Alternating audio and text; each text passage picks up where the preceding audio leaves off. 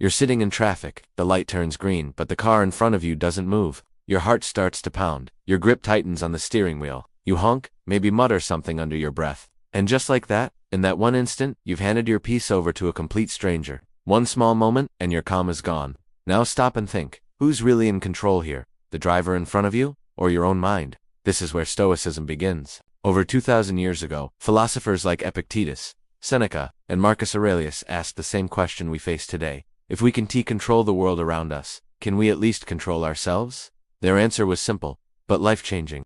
True strength isn't about conquering others. It's about mastering your own emotions.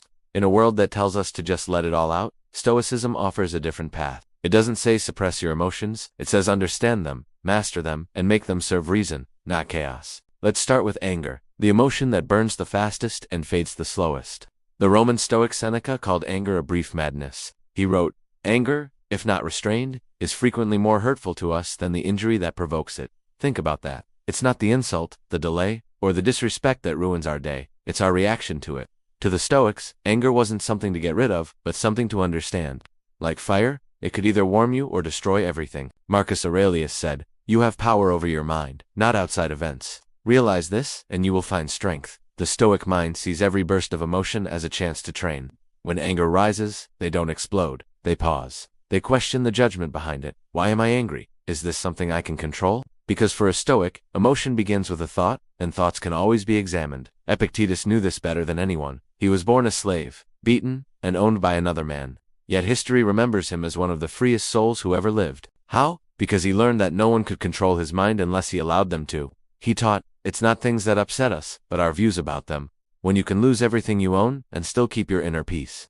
That is true mastery. Epictetus saw life like a play. You don't choose your role. You could be a king or a servant, but you do choose how well you perform it. So when life hands you pain, you can see it as unfair, or you can see it as a chance to build your character. Then there was Marcus Aurelius, the emperor of Rome. He ruled over millions. He faced betrayals, plagues, and endless war. Yet every night, he wrote reminders to himself about patience, humility, and self-control. He said, if you are distressed by anything external, the pain is not due to the thing itself, but to your estimate of it, and this you have the power to revoke at any moment.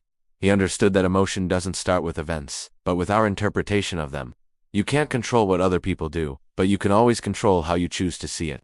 That's the heart of Stoicism, finding power through perspective. Every emotion is a messenger. Fear warns you of danger. Anger tells you something feels unjust. Sadness shows you what you value. The Stoics didn't deny these feelings. They learned from them, but they refused to let emotions make their decisions. When rage arrives, the Stoic pauses and asks, what judgment created this feeling? When fear appears, they ask, is this danger real, or is it just in my head?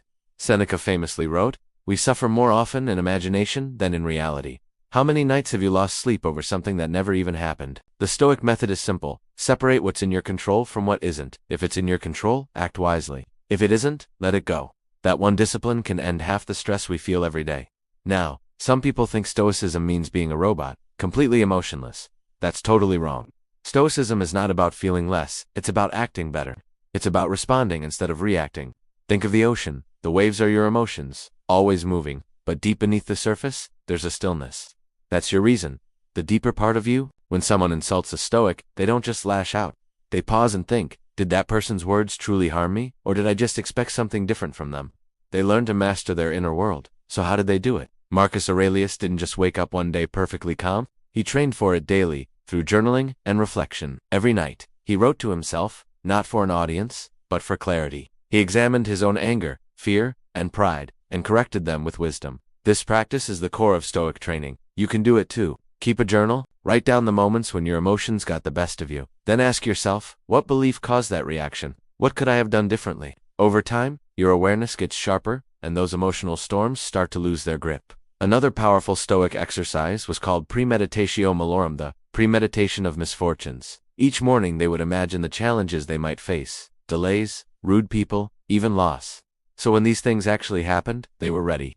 They didn't panic because they had already expected it. Epictetus even said, when you kiss your child, whisper to yourself, tomorrow they may die. This isn't about being cold or morbid. It's about a deep love that understands life is fragile, and remembering that helps us appreciate every moment we have. To the Stoic, emotions aren't enemies. They are teachers. Anger teaches you about your expectations. Fear reveals what you hold dear. Jealousy exposes your insecurities.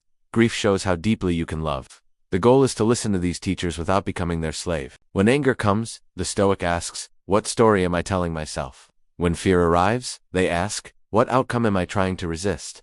Through this kind of awareness, emotion becomes a tool for growth instead of a weapon of self-destruction. Now, think about our world today. It's filled with outrage, comparison, and endless distraction. Every scroll, every notification is designed to demand an emotional reaction from you. But the Stoic doesn't get dragged into every storm. They know that peace isn't the absence of noise, but the ability to stay calm within it. Marcus Aurelius wrote, "Be like the rock against which the waves crash. It stands firm, and the raging sea falls still around it." Can you imagine that?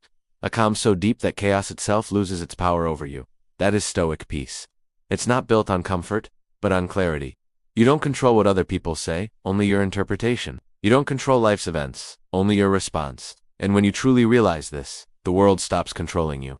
To start mastering your emotions, begin with small steps. First, pause before you react. That tiny space between an impulse and your response is where your freedom lies. Second, examine your thoughts. Ask what belief is creating the feeling. Third, identify what's in your control. If you can change it, act. If not, accept it. And finally, reflect daily. Journal about your emotional triggers and what you learned. With time, the world won't shake you so easily. Fear will lose its edge. Anger will cool down faster. You'll begin to act, not just react. So let's go back to that traffic light. The car in front still hasn't moved, but this time, you take a breath. You remember, this moment doesn't deserve my peace. You've just practiced Stoicism. That single breath, that single pause, is what separates chaos from calm. The Stoics believe that you can transform your emotions. Anger can become courage to fight for what's right. Fear can become prudence to move carefully but boldly. And sadness can become compassion to connect with others through shared pain. This is emotional alchemy, turning the raw material of human nature into moral gold. When you master your emotions, you become untouchable. You don't rise and fall with every circumstance. You walk through storms with steady steps, knowing that peace isn't something given to you, it's something you choose every single moment. So the next time your pulse quickens or your temper flares, remember the Stoic truth. You have power over your mind, not outside events. You are not your emotions. You are the awareness behind them, the calm within the chaos, the stillness beneath the storm, and when you live from that place, no one and nothing can ever steal your peace. Thanks for watching. If this resonated with you, consider subscribing for more insights on living a stronger, calmer life.